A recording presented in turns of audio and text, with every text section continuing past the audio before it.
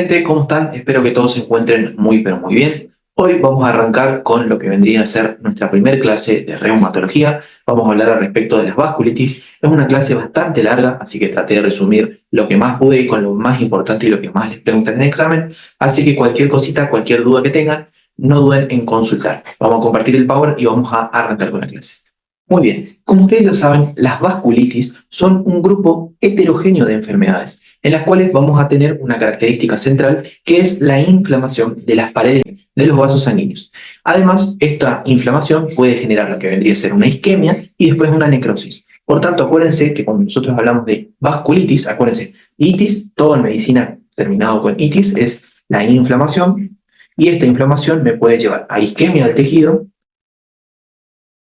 y posteriormente lo que vendría a ser una necrosis. De ahí, la localización de esta inflamación varía y eso es lo que nos permite agrupar a todo este grupo de enfermedades dentro de lo que vendrían a ser las vasculitis. Obviamente que nosotros vamos a hablar de diferentes tipos de enfermedades a partir de lo que vendría a ser el vaso afectado. Además, vamos a tener que, dependiendo del tipo de patología, vamos a tener algunos grupos celulares los cuales se van a encargar de producir esa inflamación. O sea, esos grupos celulares tienen, por ejemplo, tropismo, ya sea por uno o por varios órganos, lo cual nos va a determinar la clínica de los pacientes y obviamente la gravedad que pueden tener esas enfermedades. Después, ¿qué es lo que tienen en común estas vasculitis? Nosotros vamos a ver que todas estas enfermedades tienen lo que vendría a ser una sintomatología general. La sintomatología general, ustedes siempre la van a tener que nombrar al momento de hablar en un examen. O cuando ustedes vean a un paciente, la mayoría puede llegar a venir con fiebre, con astenia, con adinamia, con pérdida de peso. Además, puede tener síntomas de isquemia o de infarto, ya sea de algún tejido.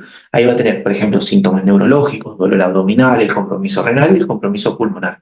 Por ejemplo, si hablamos de compromiso pulmonar, puede tener, por ejemplo, una hemoptisis al respecto de lo que vendría a ser compromiso renal, proteinuria, hematuria, dolor abdominal por lo que vendría a ser la oclusión de los vasos viscerales. Y todos estos síntomas van a ser, digamos, propios de todas las vasculitis. O sea, algunas van a tener más y otras van a tener en menos. Pero acuérdense porque siempre lo que vendría a ser los síntomas inespecíficos, como la fiebre, la astenia, la dinamia, van a ser siempre preguntados en examen y les van a poner siempre en los casos clínicos. Al igual que cuando ustedes vean a un paciente con alguna enfermedad reumatológica, dentro de lo que vendría a ser la vasculitis, van a ver que tienen esta sintomatología inespecífica. Por ahí lo importante de preguntarnos antes de hablar de cada tipo de vasculitis es preguntarnos cuándo sospechamos de una vasculitis. Si bien nosotros ahora estamos hablando de todo lo que vendría a ser teórico, por ahí nos puede pasar a aquellos que hacen guardias o que, por ejemplo, van mucho al hospital, de encontrarnos con un paciente con vasculitis y no saber interpretar. De ahí tendríamos que pensar, por ejemplo, en una vasculitis, en una enfermedad de tipo sistémica que no tiene explicación, o sea, tiene síntomas que no cuadran con lo que nosotros ya venimos dando hace rato. Además de lo que vendría a ser la fiebre, la pérdida de peso, por ejemplo, la anorexia, la dinamia, puede tener otros síntomas como, por ejemplo, lo que vendría a ser la mononeuritis o la polineuritis. Después podemos tener lo que vendría a ser la púrpura palpable. Todos esos síntomas o todos esos signos que puede tener el paciente tienen que hacernos pensar en una vasculitis, o por lo menos tienen que hacernos sospechar. Después, por ejemplo, la necrosis digital, la glomerulonefritis, hemorragia pulmonar, por ejemplo, orquioepididimitis, todos esos signos o todos esos síntomas nos tienen que hacer sospechar de que el paciente puede tener una vasculitis. Es muy importante que ustedes lo aprendan ahora para más adelante y obviamente para aprobar el examen. De ahí tenemos diversas clasificaciones de la vasculitis. La que más se utiliza es dependiendo del calibre de los vasos y después tenemos dependiendo de lo que vendría a ser el origen etiológico. También podemos dividir a las vasculitis en primarias o secundarias. Primarias sí no están afectadas a nada, como por ejemplo la de Wegener, o por ejemplo si son secundarias a otra patología, como por ejemplo a artritis reumatoide o lupus eritematoso sistémico, otras patologías que vamos a ver en reumatología.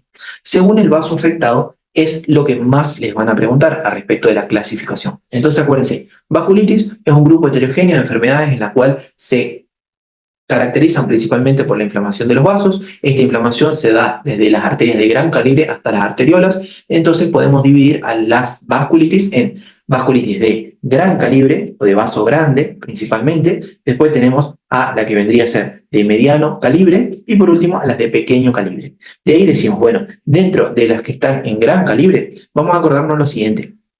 Todas las divisiones, o sea, gran, mediano y pequeño vaso, nos van a dar dos patologías o dos subtipos en algunos casos. Entonces acuérdense, 2, 2 y 2.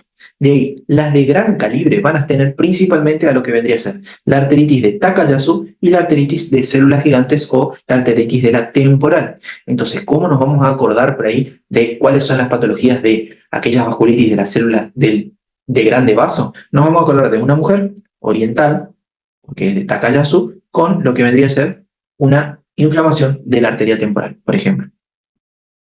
De ahí tenemos lo que vendría a ser las vasculitis de mediano calibre, que afectan principalmente lo que vendrían a ser las arterias viscerales y sus ramas. Acá voy a tener a la poliarteritis nodosa y a lo que vendría a ser la enfermedad de Kawasaki. Que la enfermedad de Kawasaki por ahí se pasa por arriba en lo que vendría a ser esta área de reumatología porque se da principalmente en los niños. Y después tenemos la de pequeño vaso, que acá tenemos más patologías, digamos, más vasculitis, pero las vamos a dividir a partir de unos anticuerpos, que es aquellos ANCA positivos y aquellos ANCA negativos. Estos ANCA son los anticuerpos anticitoplasma de neutrófilos. Acuérdense, anticuerpos anticitoplasma de los neutrófilos. Entonces, nosotros podemos dividir a las vasculitis de pequeño calibre en ANCA positivo y en ANCA negativo. Y de ahí, dentro de las ANCA positivos, vamos a tener, por ejemplo, a la poliangiitis microscópica.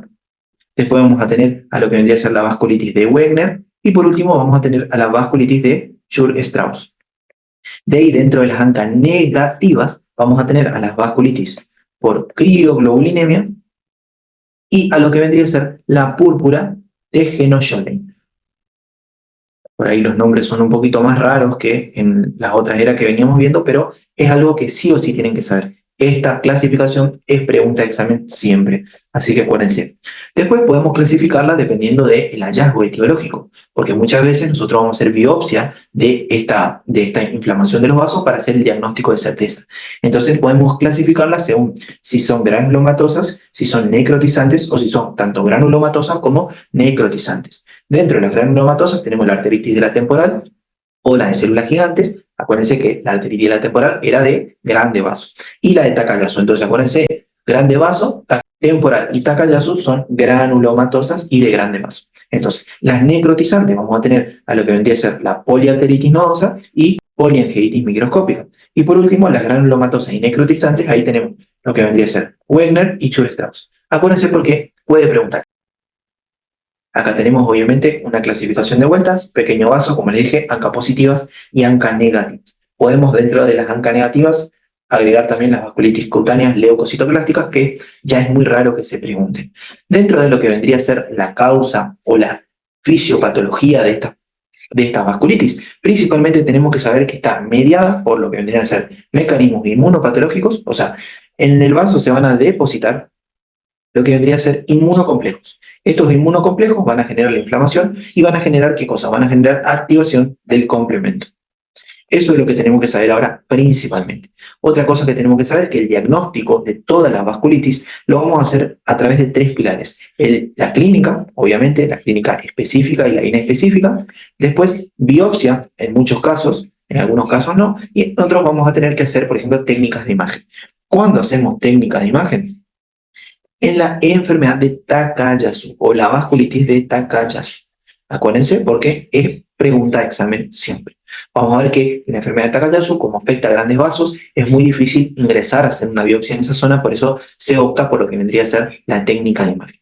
Dentro de los síntomas específicos vamos a tener, por ejemplo, al síndrome constitucional, o sea, el paciente con cualquier tipo de vasculitis puede tener fiebre, astenia, adinamia, malestar general, mialgias, por ejemplo. En lo que vendría a ser la piel puede tener púrpura palpable. De ahí, la manifestación más característica que ustedes por ahí van a ver va a ser la púrpura palpable. Vamos a ver que puede o no desaparecer con la vitropresión. Nódulos subcutáneos, urticaria, alivio reticularis. Después podemos tener afectación renal, como el paciente puede cursar con glomerulonefritis, con hematuria, con proteinuria, con hipertensión arterial, hacer una insuficiencia renal. Pulmonares, por ejemplo, vamos a tener la hemoptisis y la hemorragia alveolar. Además puede tener crisis asmáticas, tos, disnea. A respecto de los síntomas digestivos, podemos tener, por ejemplo, dolor abdominal, melena, náuseas, vómitos, infarto o perforación intestinal. A respecto de lo que vendrían a ser las manifestaciones nerviosas, podemos tener la mononeuritis múltiple o la neuritis, Después las parestesias pueden aparecer. Dentro de las manifestaciones oculares podemos tener las uveitis, otorrinolaringológicas, podemos tener epistaxis, por ejemplo, o sinusitis a repetición, muy importante. Y después cardíacas, como por ejemplo la insuficiencia cardíaca, porque el corazón queda tan duro que no se puede relajar, digamos, y genera una insuficiencia cardíaca. Además, las vasculitis pueden generar una pericarditis. Acuérdense de eso porque es muy importante. Entonces, podemos agrupar, según este esquemita que vemos acá, diferentes, digamos, síntomas o signos que pueden tener los pacientes dependiendo de la afectación en arteria. Entonces, las grandes arterias, principalmente, obviamente que los síntomas inespecíficos o síntomas comunes van a tener, pero va a tener principalmente claudicación de miembros, asimetría de la presión arterial y de los pulsos, ausencia de los pulsos, soplos y la dilatación aórtica. Estos soplos, ¿dónde los van a tener? Principalmente en lo que vendría a ser el hueco supraesternal. Acuérdense porque puede ser pregunta de examen en un oral. En el hueco supraesternal, ya que ahí la aorta hace el callado y ahí puede generar, digamos, lo que vendría a ser el soplo por la inflamación. Dentro de la vasculitis de mediano calibre, síntomas inespecíficos, obviamente, pero vamos a tener principalmente nódulos cutáneos, úlceras, como le dije, lívido reticularis, gangrena digital, mononeuritis y microaneurismas. Después, en las de pequeño calibre, principalmente, además de los síntomas inespecíficos, la púrpura palpable, lesiones vasculares, glomerulonefritis, hemorragia alveolar y demás. Acuérdense de todos estos síntomas, si bien tienen todo bien descrito en su apunte, es muy importante que sepan porque va a ser pregunta en los casos clínicos que les den en examen, más si es a desarrollar. Al respecto de los elementos para el diagnóstico, ya le dije que la biopsia es el diagnóstico de confirmación, acuérdense, diagnóstico, biopsia, sí o sí, salvo en lo que vendría a ser la vasculitis de Takayasu. Después tenemos que pedir, por ejemplo, lo que vendría a ser la BCG y la PCR. Después vamos a tener al factor reumatoideo también, que vamos a nombrarlo más adelante, a los ANCA, como les dije, y después los estudios de imagen. Resonancia, angioresonancia, angiotomografía. En el caso de Takayasu se utiliza mucho, como les dije. Se puede usar también en Church-Strauss y también algunas pruebas dirigidas a una enfermedad, por ejemplo, subyacente. Vamos a ver que varias vasculitis van a estar asociadas con la infección con el virus de la hepatitis B o el virus de la hepatitis C. Esto es siempre pregunta de examen, así que cuando les diga, acuérdense. Ahora vamos a hablar de las vasculitis de grandes vasos. Como les dije, ¿de qué o de quién nos teníamos que acordar en las vasculitis de grandes vasos? En una mujer oriental con lo que vendría a ser inflamación de sus arterias temporales. No conseguí una imagen que represente muy bien, así que les digo ya para que ustedes se vayan acordando. Porque oriental por Takayasu y arteritis de la temporal por lo que vendría a ser la enfermedad de las células gigantes o arteritis de la temporal. Ahora vamos a hablar de la arteritis de la temporal o también llamada arteritis de las células gigantes o también llamada enfermedad de Hodgkin. Entonces, ¿cómo yo me voy a acordar de las características de esta patología? La arteritis de la temporal, como les dije, también se denomina arteritis de las células gigantes. Entonces, si hablamos de células gigantes, nos tenemos que acordar que gigantes es igual a grandes vasos. Y esta arteritis o esta enfermedad va a ser una vasculitis de tipo granulomatosa. Entonces, la G de gigante me va a dar que esta patología es granulomatosa. Para que no tengan que aprender de memoria, entonces, la enfermedad o arteritis de la temporal es una vasculitis de tipo que afecta a los grandes vasos, además de ser granulomatosa. Principalmente vamos a ver que esta arteritis afecta a aquellas mujeres mayores de 55 años. Entonces acuérdense, si le dan en un caso clínico, mujer mayor de 55 años, por ejemplo, con un ¿dolor a dónde? Dolor de cabeza, o sea, cefalea, además de los síntomas inespecíficos, primero pensar en arteritis de la temporal. Entonces, como les dije, esta arteritis se produce en aquellas arterias de grandes vasos que afectan principalmente lo que vendría a ser la arteria de la temporal, o sea, una rama de la carótida. Entonces, vamos a tener que la anatomía patológica de estos pacientes, o digamos, el infiltrado que genera la inflamación, es principalmente de linfocitos y también de macrófagos. Acuérdense de eso porque puede entrar en algún choice. Estos linfocitos y macrófagos obviamente forman los complejos inmunes y generan inflamación.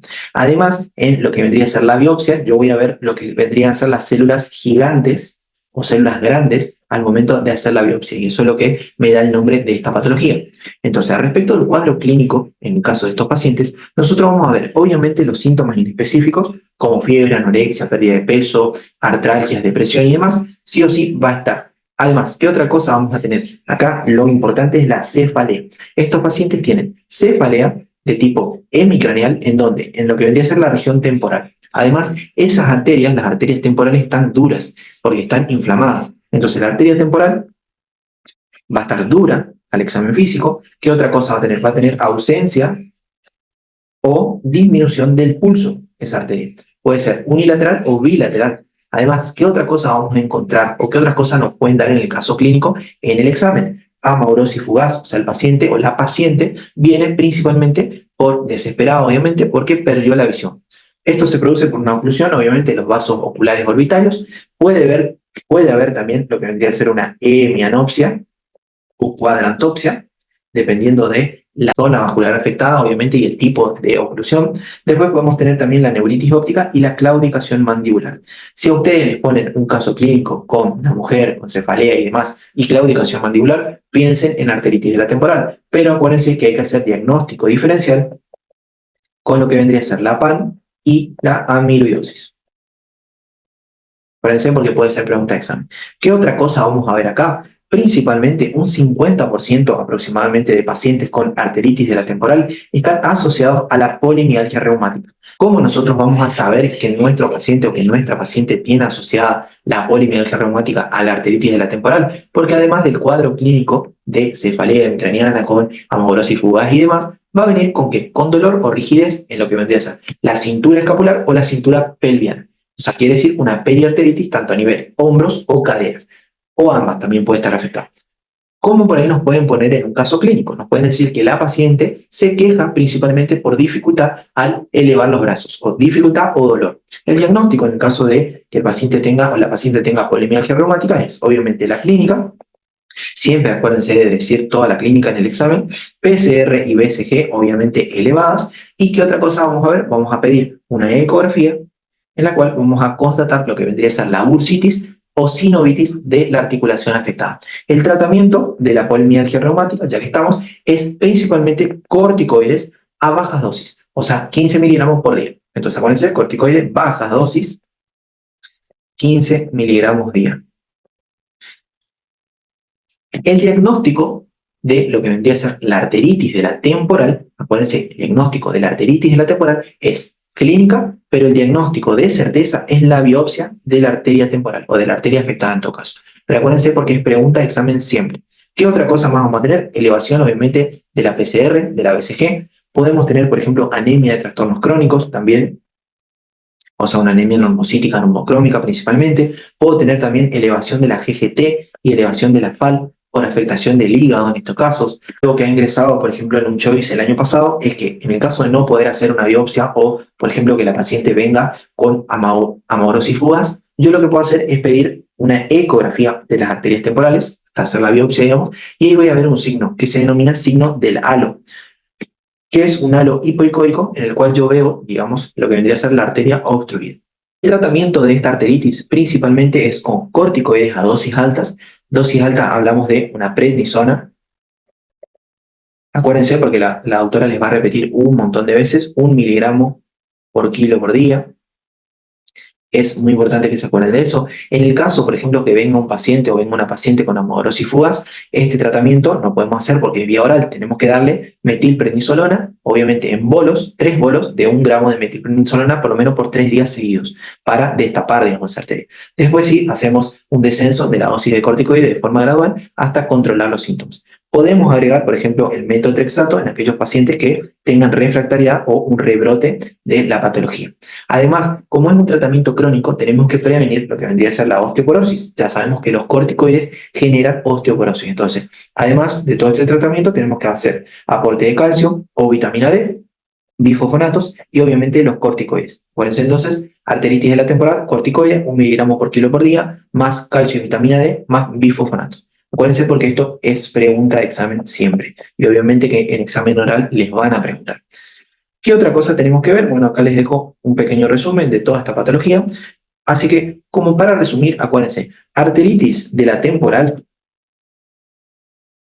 mujer mayor a 50 años, con cefalea, hemicraniana, con dolor en la región temporal. La arteria temporal va a estar dura al examen físico, puede haber disminución o ausencia de pulso. Acuérdense de la amaurosis fugaz. y obviamente los signos y síntomas de tipo inespecífico. ¿Qué otra cosa les pueden poner en el caso clínico? El diagnóstico de esta paciente, obviamente es clínico, pero el diagnóstico de certeza es ¿con qué? Con la biopsia. La biopsia nos va a dar lo que vendrían a ser las células grandes o células gigantes. Después podemos pedir obviamente la imagen, como le dije, una ecografía, donde vamos a ver el signo del halo. El tratamiento, como ya hablamos, corticoide a dosis alta, 1 miligramo por kilo por día.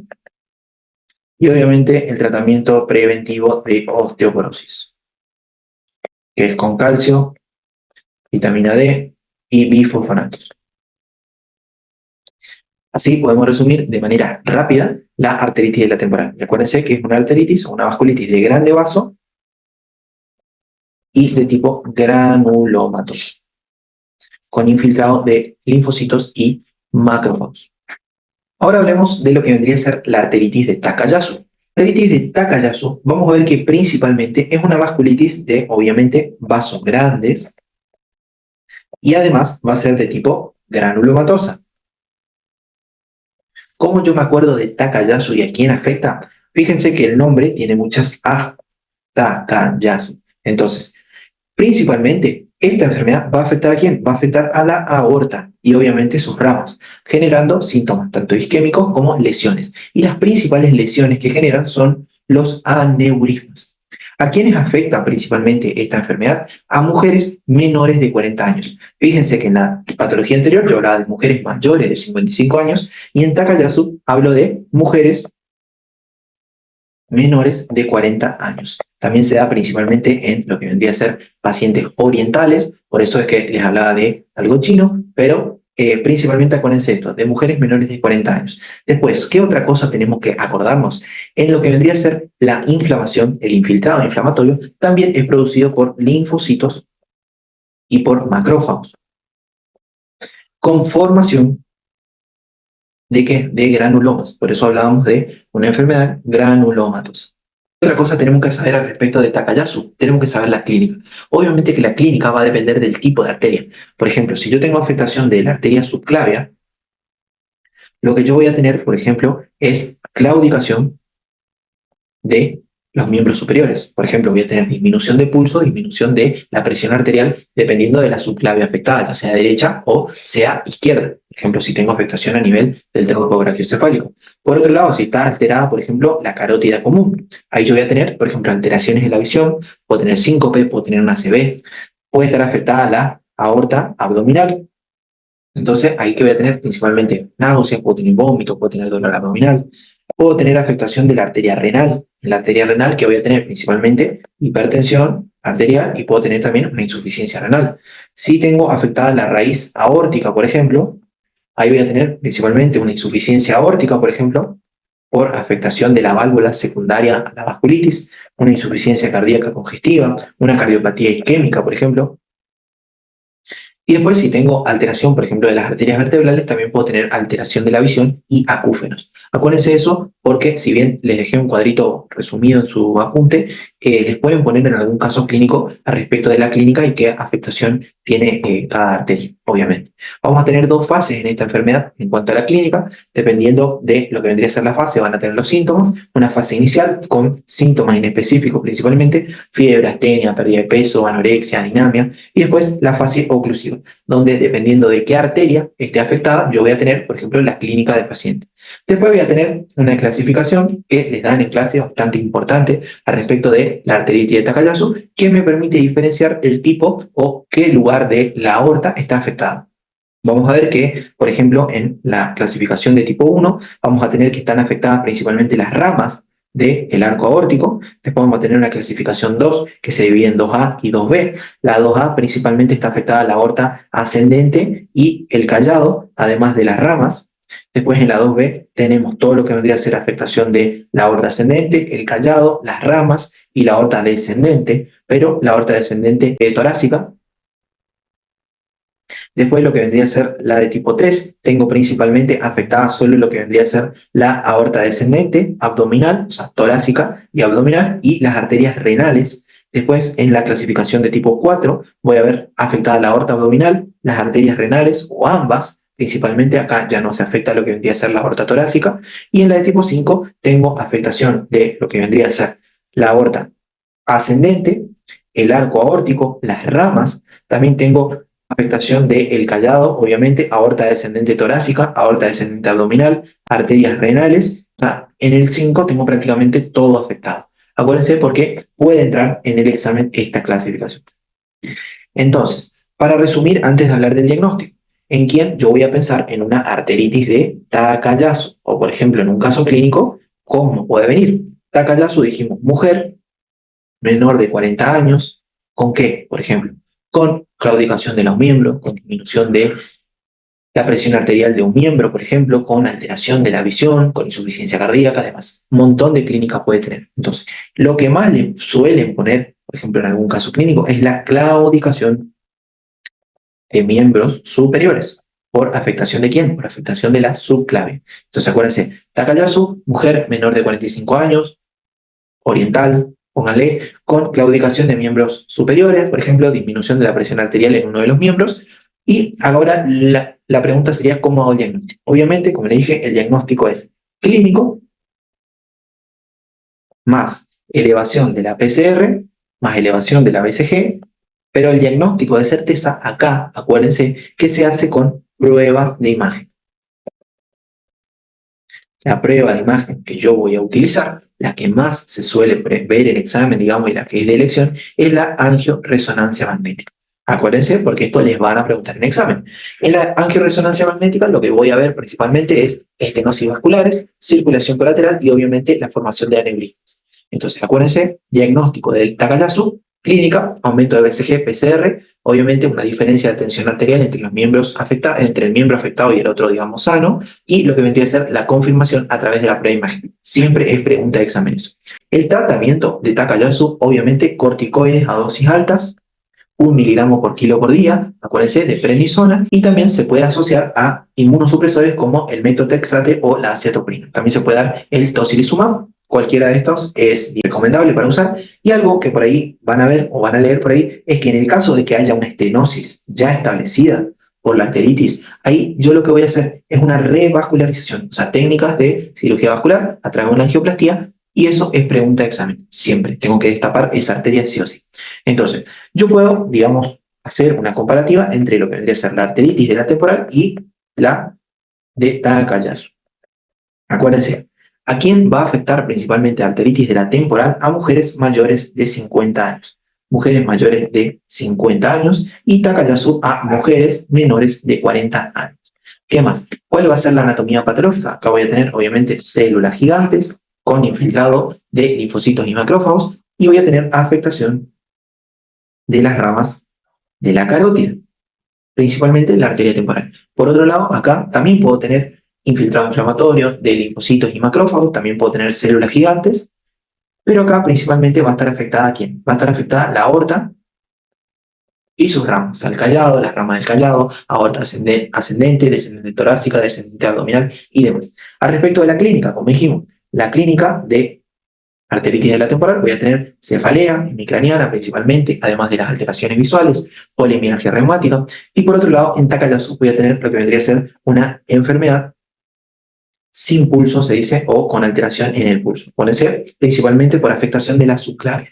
Podemos tener síncope, hipertensión arterial, alteraciones visuales, todo lo que ya venimos viendo. Después, al respecto del análisis, acá voy a tener aumento, obviamente, de la PCR, aumento de la BCG, y tenía acá aumento de la FAL y aumento de la GGT por afectación del hígado.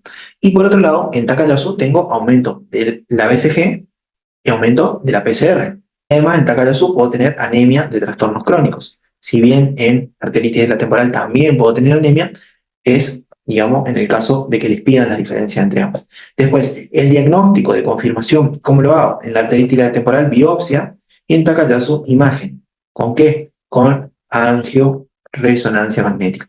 Después, tratamiento en ambos era corticoides a alta dosis. Acuérdense, 1 miligramo por kilo por día. En arteritis de la temporal hacía prevención contra osteoporosis. En el caso de Takayasu es corticoide a dosis altas o asociar inmunosupresores. Y en el caso de que haya una oclusión, por ejemplo, difusa, puedo dar anticoagulantes o antiagregantes como el ácido acetilsalicílico o aspirina. Acuérdense porque es pregunta de examen, está todo en su apunte de igual manera.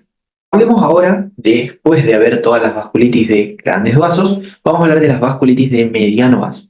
Como les dije, en las vasculitis de mediano vaso, nosotros íbamos a tener principalmente, o la que más por ahí les van a preguntar, es al respecto de la panarteritis nodosa, o también, digamos, resumida, PAN.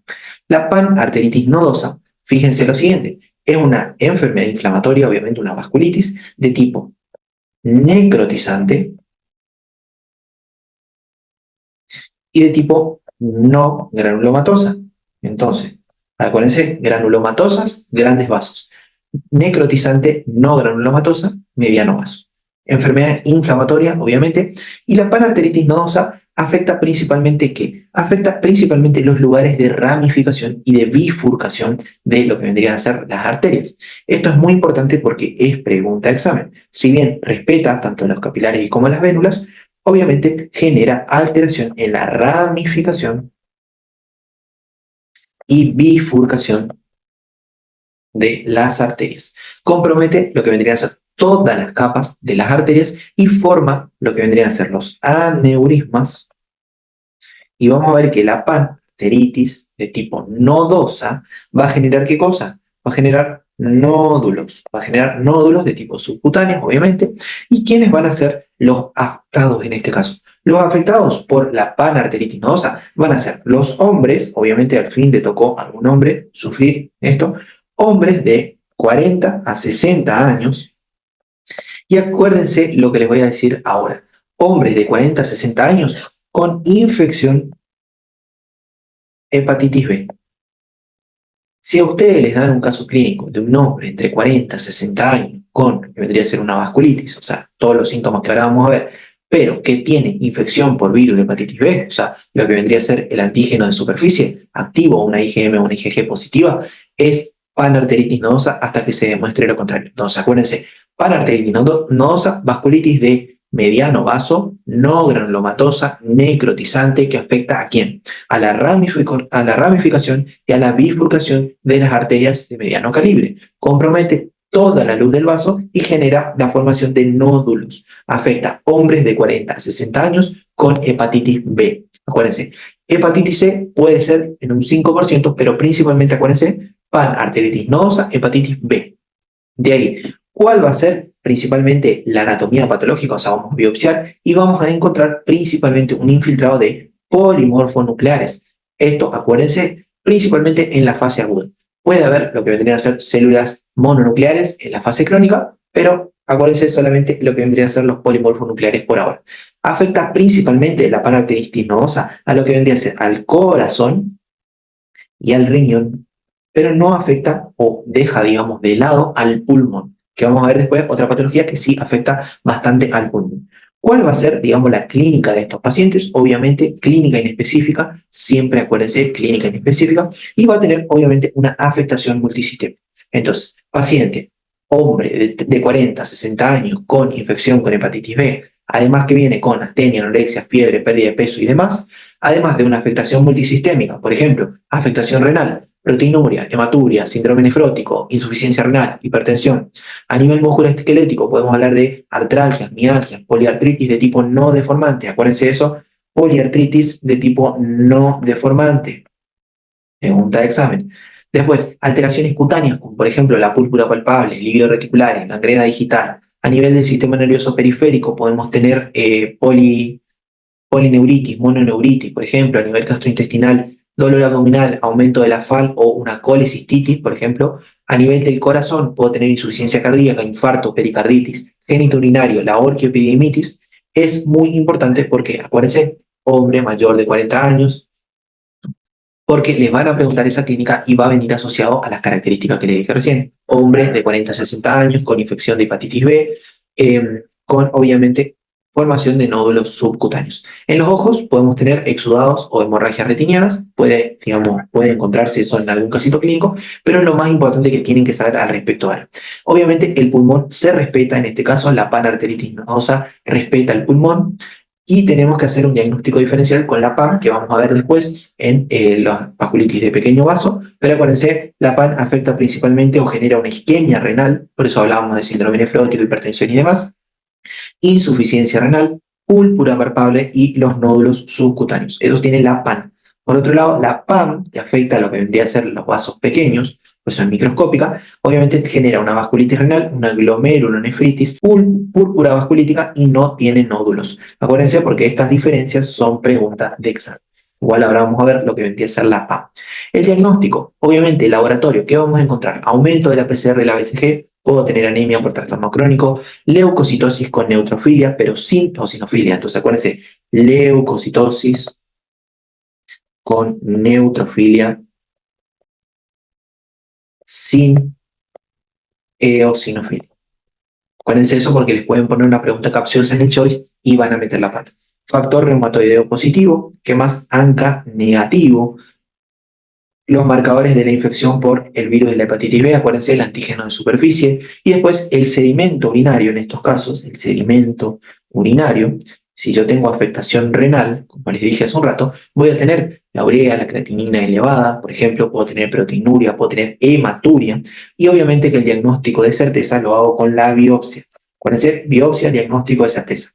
¿Dónde hago la biopsia? El órgano afectado, por ejemplo, si está afectado el músculo, hago biopsia a nivel muscular, o en el nervio sural si tengo afectación neurológica, renal, hepática y demás. Esta panarteritis nodosa es también denominada o es también conocida como la gran simuladora, porque puede generar fiebre de origen desconocido, hipertensión arterial y demás. O sea, nosotros fíjense que a partir de una clínica que es prácticamente inespecífica, tenemos que llegar al diagnóstico de una vasculitis. O sea, imagínense todo lo que ustedes ya saben de hipertensión, de suficiencia renal, por ejemplo, de fiebre de origen desconocido, de púrpura palpable y demás. O sea, no siempre los pacientes van a venir con todo, sino que pueden venir con una cosa y ustedes tienen que llegar al diagnóstico de una vasculitis o sospechar por lo menos de una vasculitis. De ahí tenemos que saber que una biopsia negativa en estos casos no excluye el diagnóstico de vasculitis de tipo poliarteritis nodosa o panarteritis nodosa. ¿Por qué? Porque a veces, por ejemplo, por el tratamiento hay una remisión de esta inflamación. Lo que yo puedo hacer es hacer una arteriografía abdominal en el tronco celíaco, por ejemplo, en las arterias renales, y ahí puedo tener los microneurismas. Si bien no son específicos de la PAN, pueden, digamos, servir como diagnóstico en el caso de que la biopsia salga negativa. El tratamiento, principalmente de lo que vendría a ser la PAN, es dado en dos fases, una fase de inducción y otra fase de mantenimiento. En la fase de inducción yo voy a hacer corticoides a altas dosis, o sea, un miligramo por kilo por día de prednisona, vía oral obviamente durante el primer mes, y puedo agregar ciclofosfamida. ¿En qué caso? En el caso que tenga afectación de órganos vitales, por ejemplo, o el paciente tenga una gravedad clínica importante. Y después el mantenimiento hago con inmunosupresores, ya sea metotrexate, acetoprina o micofenolato. No sé si les van a preguntar las dosis ahora, hasta ahora no vi que nunca pregunten, pero por las dudas si les preguntan, avísenme, conseguimos y agregamos el Power. De ahí tenemos que ver otra enfermedad que no está acá en el PowerPoint, que es la enfermedad de Kawasaki. La enfermedad de Kawasaki es una enfermedad principalmente que se da en los niños, por eso es que a veces se pasa de largo en lo que vendría a ser medicina internados. La enfermedad de Kawasaki, o también denominada síndrome mucocutáneo, es una vasculitis obviamente de mediano vaso. Esta vasculitis de mediano vaso afecta principalmente a los pediátricos y afecta principalmente a lo que vendrían a ser las arterias coronarias. Ustedes ya se estarán imaginando la clínica que van a tener estos pacientes. En las arterias coronarias genera ¿qué cosa? Genera aneurisma, así como hacía la enfermedad que vimos anteriormente. O sea, esta formación de aneurismas también se pueden ver o se pueden leer a veces en los libros como en cuentas de Rosario, pero acá lo importante es que la enfermedad de Kawasaki genera en lo que vendrían a ser los niños una cardiopatía adquirida, obviamente en menores de 5 años. Entonces acuérdense, enfermedad de Kawasaki, una arteritis de mediano vaso en los pediátricos menores de 5 años, principalmente varones, que afectan a las arterias coronarias generando aneurismas o también denominados en lo que vendría a ser cuentas de Rosarios. ¿Cuál va a ser la clínica que van a tener estos pacientes? Si bien obviamente van a tener clínica inespecífica, fiebre principalmente por más de 5 días, fiebre de origen desconocido más de 5 días. ¿Qué otra cosa podemos tener? Podemos tener la presencia de exantemas Estos exantemas son variables, son de tipo no vesicular, que se encuentran principalmente en el tronco. O sea, en el tronco empiezan, después se pueden, digamos, ir hacia la periferia. También tiene lesiones orales, puede tener conjuntivitis de tipo bilateral, aséptica, acuérdense, conjuntivitis aséptica. ¿Qué otra cosa más va a tener? Puede tener adenopatías, principalmente, pero acá lo importante es la complicación de esta patología. Estos pacientes van a tener aneurismas en las arterias coronarias, y eso es lo más peligroso, porque puede generar, obviamente, una trombosis, un infarto y una muerte súbita. Entonces, acuérdense, muerte súbita por una enfermedad de Kawasaki. El diagnóstico principalmente es obviamente la clínica, el laboratorio, paciente pediátrico con anemia de trastornos crónicos, normocítica, normocrómica, también puede darse la anemia microcítica, pero principalmente normocítica, normocrómica con PCR y BCG elevada. Acuérdense, ANA, por si le ponen un caso clínico, ANA negativo, factor reumatoideo negativo, todo negativo. Puede tener proteinuria, piuria y demás, pero acá lo importante es la técnica de imagen, o sea, en el ecocardiograma, el diagnóstico de certeza, obviamente que es la biopsia. En la biopsia, ¿qué es lo que yo voy a tener? Un infiltrado inflamatorio, obviamente, tanto de la capa media como de la capa íntima de las coronarias, en este caso. Puede haber obstrucción, por ejemplo, por trombo, como le dije. Si bien hay varios criterios para, digamos, diagnosticar lo que vendría a ser la enfermedad de Kawasaki, principalmente lo que les nombré hace un rato son los criterios. La fiebre mayor o igual a 5 días, más algunos síntomas, como por ejemplo, cambios en las extremidades, ya sea aguda o subaguda, por ejemplo, eritemas o exantemas, ya sea en las palmas, en las plantas, edemas también, exantema polimorfo, los cambios o las lesiones a nivel de los labios y de la mucosa oral y la adenopatía cervical. Esos serían los criterios clínicos para decir que hay una enfermedad de Kawasaki.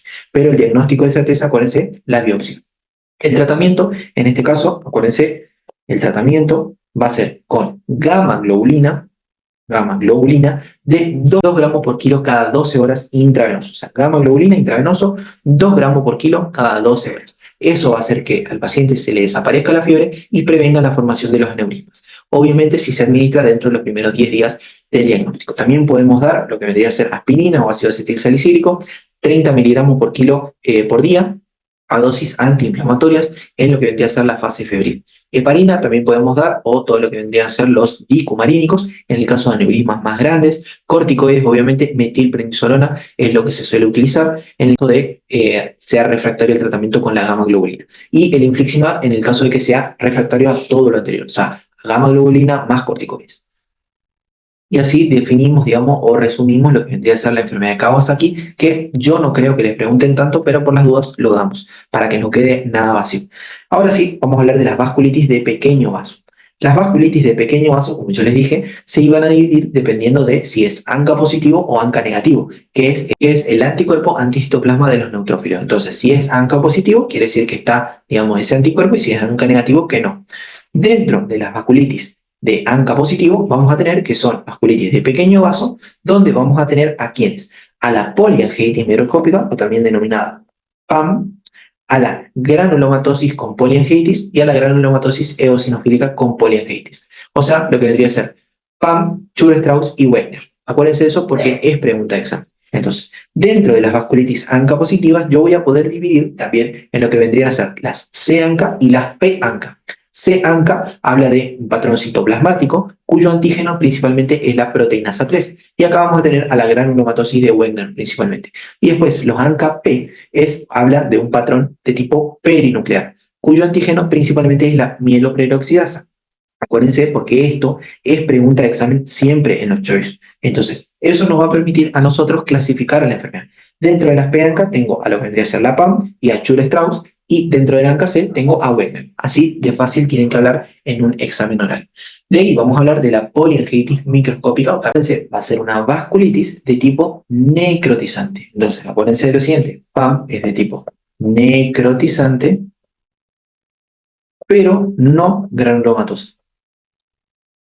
Entonces, además de esto, además de que sea necrotizante, no granulomatosa, acá en esta patología no tenemos depósito de inmunocomplejos. Entonces, como no tiene depósito, se denomina pausinmune. Entonces, acuérdense de lo siguiente. La poliangiitis microscópica es una vasculitis de pequeño vaso de tipo necrotizante no granulomatosa y pausinmune, que afecta principalmente a los vasos de pequeño calibre, como dije, ¿con qué? Con formación de aneurismas. Esta PAM va a generar, obviamente, aneurismas. Está también, digamos, dentro de esta patología asociada a un factor genético que es un gen HLA-DQ. Esto principalmente, sépanlo por si aparece en algún choice, no tiene mucha relevancia después, pero puede aparecer en un choice, en un oral, olvídense de decirlo porque se van a complicar peor.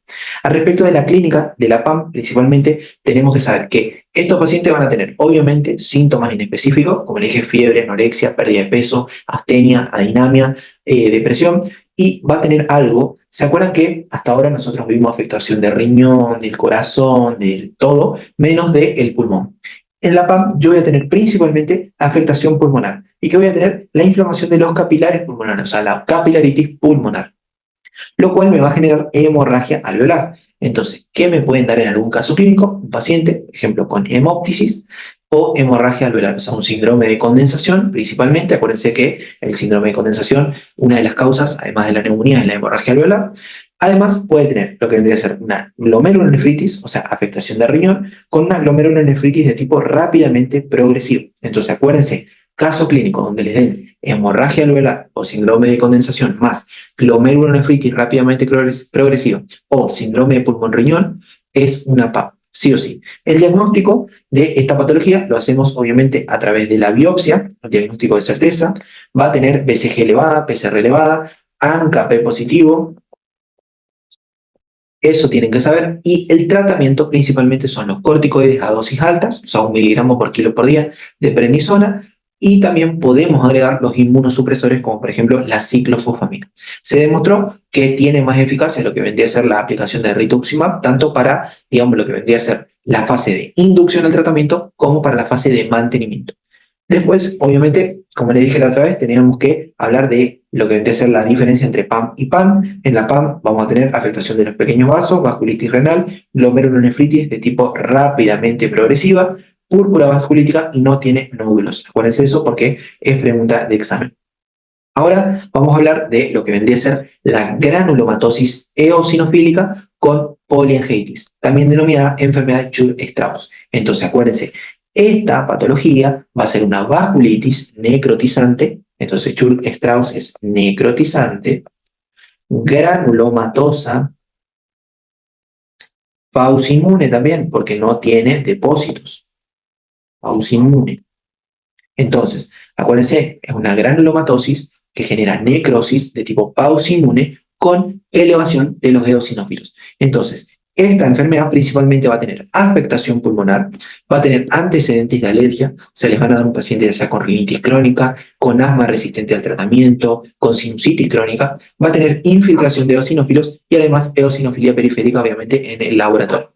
Entonces, enfermedad de Churg-Strauss, acuérdense, pequeño vaso, necrotizante, granulomatosa, pausinmune. ¿A quién afecta? Afecta a las mujeres de entre 40 a 50 años. Entonces, ¿cómo le van a dar un caso clínico a ustedes? Bueno, viene a la consulta una mujer entre 40, 45, 50 años que viene con antecedentes de rinitis, sinusitis o de asma refractaria al tratamiento. Sinusitis crónica o rinitis crónica que no, digamos, que no pasa con nada.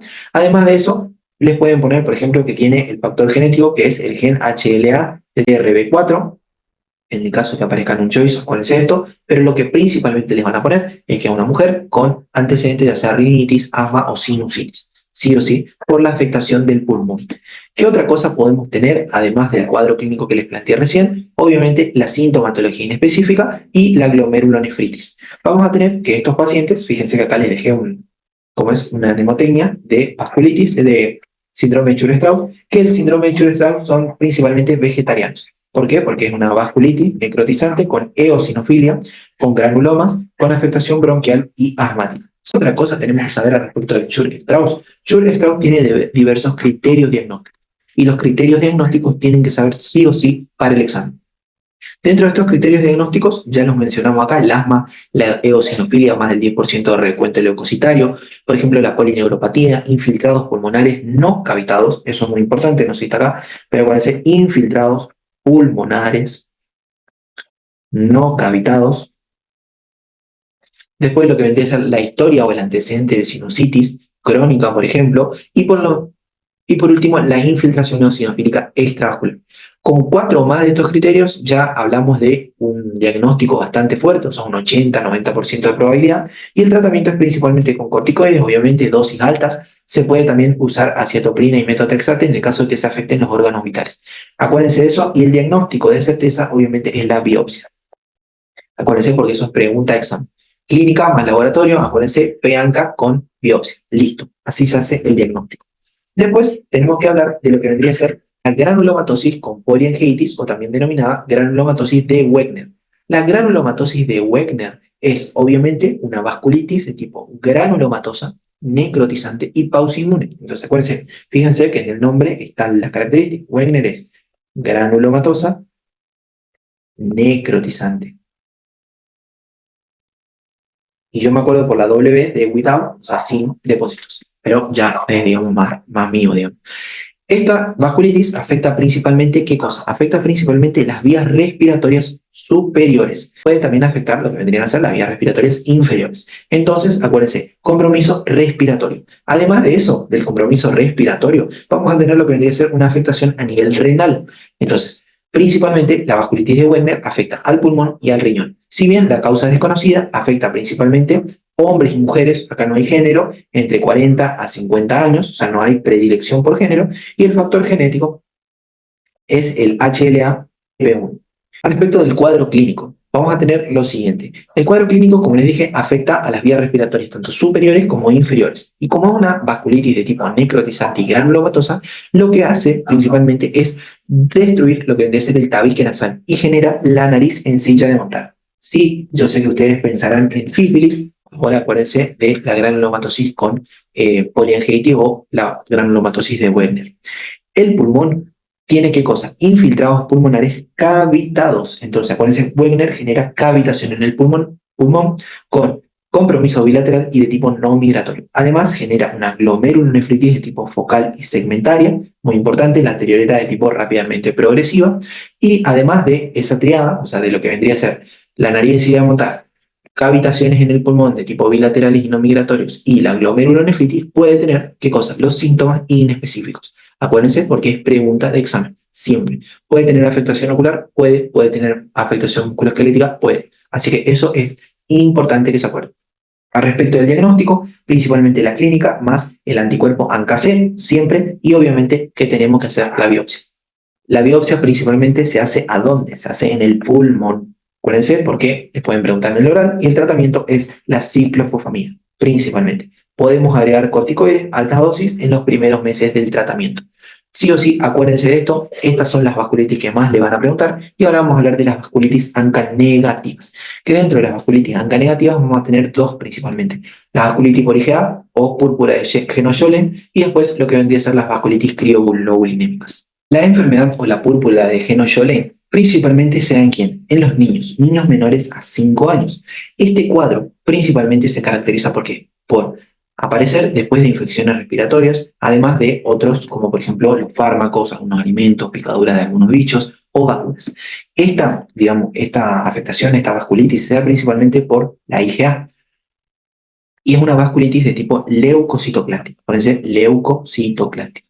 Nosotros entonces vamos a tener una formación de un depósito de inmunocomplejos formados principalmente por IgA, donde vamos a tener las lesiones en la piel, que son lesiones en forma de pantalón, se dice porque afecta principalmente los miembros inferiores. También puede tener afectación renal, afectando principalmente lo que vendría a ser el mesangio, y también puede generar lo que vendría a ser una nefropatía por IgA o también la enfermedad de Berger.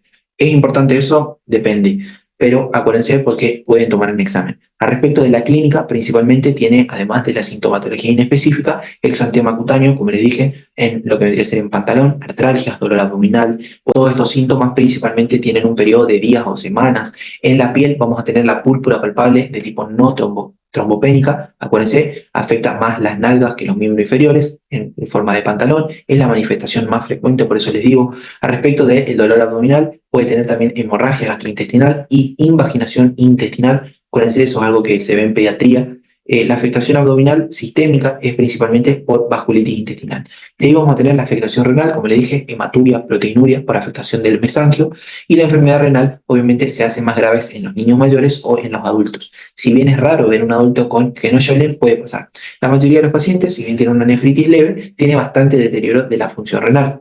A nivel articular puede tener lo que vendrían a ser artralgias o poliartritis de tipos no erosivos, principalmente ¿en dónde? En los tobillos o en las rodillas. Y acuérdense que esta patología o esta vasculitis no deja tanta secuela, digamos, a nivel articular. Al respecto del diagnóstico, vamos a tener que sí o sí vamos a hacer lo que vendría a ser la biopsia. ¿Y dónde se hace la biopsia? En la piel, o sea, biopsia cutánea. Después, ¿qué otra cosa vamos a hacer? Vamos a dosar el depósito sérico de IgA, principalmente, acuérdense de eso porque pueden preguntar en examen. Respecto del tratamiento, solo se hace tratamiento sintomático, acuérdense, tratamiento es sintomático. Y tengo que hacer, en el caso de que la afectación cutánea sea muy acentuada, se utiliza Dapsone. Si es muy grave la afectación, uso glucocorticoides a alta dosis, obviamente durante un tiempo bastante limitado, no en lo que vendría a ser un síndrome nefrótico. Tenemos lo que vendría a ser la vasculitis de tipo crioglobulinémica. Crio habla de lo que vendría a ser frío. Entonces, la crioglobulinemia o las crioglobulinas son inmunoglobulinas que precipitan cuando nos exponemos al frío. Podemos clasificar en vasculitis de tipo mixtas y no mixtas. Las no mixtas vamos a tener que se dividen en las de tipo 1, que principalmente tienen inmunoglobulinas de tipo IgM. Estas IgM se pueden asociar a otras patologías como mieloma o la macroglobulinemia de Waldenström, a lo que vamos a ver en hemato. Después, las vasculitis crioglobulinémicas de tipo mixtas, de tipo 2 o 3, constituidas por 2 o más tipos de inmunoglobulinas. De ahí vamos a tener a la IgG y a la IgM principalmente, y algo muy importante que el 90% de los casos, o sea, el 90% de las vasculitis crioglobulinémicas de tipo 2 o 3 se asocian con ¿qué? Con hepatitis, o sea, con infección de hepatitis C. Acuérdense porque hoy ya habíamos hablado de la hepatitis B, así que ahora acuérdense hepatitis C crioglobulinémica. Van a ver que varias cosas en esta patología tienen C, así que ojo ahí, puede haber una mnemotecnia, por ejemplo. Al respecto de las manifestaciones, principalmente tiene manifestaciones cutáneas como alivios reticulares, el fenómeno de Raynaud y las vasculitis purpúricas. Entonces, acuérdense, vasculitis crioglobulinémica, principalmente afectación cutánea, asociada bastante a la infección por hepatitis B. Estos pacientes tienen tratamiento con ¿qué? Con corticoides, con ciclofosfamida.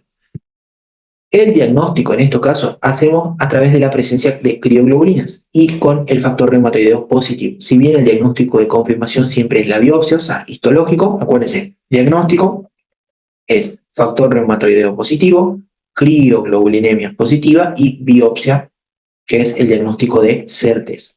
Y como les dije, el tratamiento principalmente es corticoides e inmunosupresores y lo que podemos hacer siempre buscar la causa o la enfermedad desencadenante.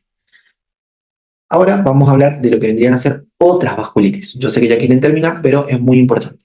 ¡Sí, vato, ya, güey! ¡Ya, güey, por favor, idiota! Si bien tenemos que nombrar principalmente, porque no se suele preguntar mucho, al respecto de la enfermedad de Buerger o tromboangiitis obliterante.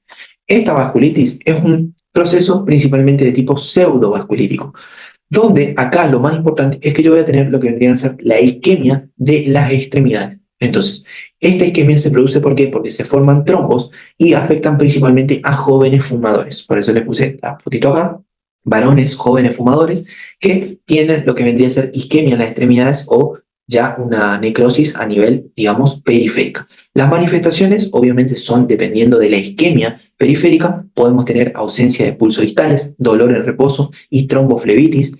Y el diagnóstico principalmente se puede hacer con la angiografía, donde vamos a tener lo que vendrían a ser la estenosis, imágenes bilaterales, múltiples y algunos vasos normales. El aspecto principalmente que tienen esta arteria es en forma de sacacorchos típicos de la enfermedad. Entonces acuérdense que por ahí en un caso clínico les van a dar un paciente para un joven fumador que viene, por ejemplo, con ausencia de pulsos distales o que viene con dolor en reposo de lo que vendría a ser la mano o el pie y que ustedes, por ejemplo, sospechan o qué harían y pedirían una angiografía como para ver lo que vendría a ser si hay o no existencia de estenosis a nivel de esas arterias.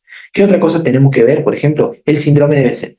El síndrome de Behçet es una enfermedad de tipo crónica, multisistémica, caracterizada principalmente por úlceras en la mucosa oral de tipo dolorosas. Entonces, acuérdense, úlceras dolorosas en la boca. ¿Afecta a quién? Afecta principalmente a los adultos jóvenes, varones, y es una enfermedad bastante frecuente y bastante agresiva. El cuadro clínico principalmente van a tener lo que vienen a ser úlceras orales, úlceras genitales, afectación cutánea, como por ejemplo eritema nodoso, erupciones en forma de acné y foliculitis, y además la uveitis posterior. ¿Se puede ver la uveitis anterior? Sí, pero es menos frecuente. Aneurismas a nivel de las arterias bronquiales del pulmón, no de la pulmonar, sino de las arterias bronquiales, y manifestaciones articulares, por ejemplo, artralgias. Entonces podemos decir que esta afectación, este síndrome de Behçet, está formado, o en la clínica, tiene las 4 U, digamos, las úlceras orales, las úlceras genitales, manifestaciones cutáneas y la uveitis posterior. El diagnóstico se hace a través de los criterios que ven acá, que son criterios clínicos. Principalmente el paciente tiene que tener las úlceras orales más 2 de los siguientes signos: úlceras genitales, lesión ocular, lesión cutánea o fenómeno de la apatergia positivo. Fácil y sencillo para que se acuerden. El tratamiento obviamente se hace de tipo sintomático, las úlceras orales, corticoides tópicos, se puede dar colchicina o corticoides orales. Los AINES se utilizan para las manifestaciones articulares, o si le quieren dar corticoides sería corticoides ya a dosis bajas, y las uveitis se tratan con metotrexate principalmente. Y bueno, gente, con eso terminamos lo que vendría a ser la clase de hoy. Terminamos lo que vendrían a ser las vasculitis. Yo sé que es una clase bastante larga, bastante compleja, bastante difícil empezar reumato con vasculitis, pero no se preocupen, lo que vendría a ser fibromialgia vamos a ver de manera más resumida en otra clase para que esto no quede muy largo. Así que cualquier duda, cualquier consulta que tengan, me preguntan. Y bueno, espero que les haya gustado, que les haya servido, y nos vemos en la próxima clase. Hasta luego.